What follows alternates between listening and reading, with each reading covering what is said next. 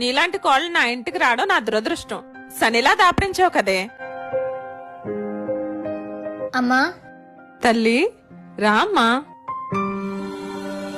ఇప్పుడు గుర్తొచ్చిందా నీకు పుట్టిల్లు?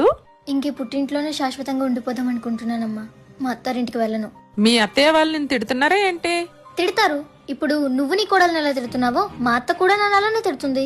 నువ్వంటే నా కూతురువి. నిన్నెవరైనా ఏమనంటే నేను తట్టుకోగలనా? మరి నీ కోడలు కూడా ఒక ఇంటి కూతురే కదమ్మా. వాళ్ళమ్మ కూడా నీలానే బాధపడుతుంది కదా. పుట్టింట్లో అందరిని వదులుకొని ఒంటరిగా అత్తారింటికి వస్తున్నారంటే అక్కడ కూడా ఒక అమ్మ ఉంటుందన్న ధైర్యంతో.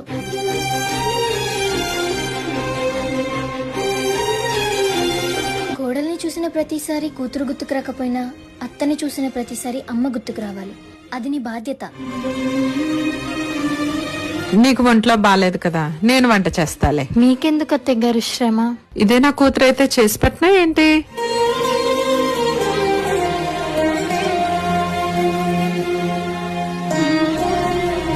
నా బాధను అర్థం చేసుకొని అత్తయ్య మనసు మార్చినందుకు థ్యాంక్స్ రా. నా వదిన కళ్ళల్లో నీళ్ళు చూస్తే నేను తట్టుకోగలనా?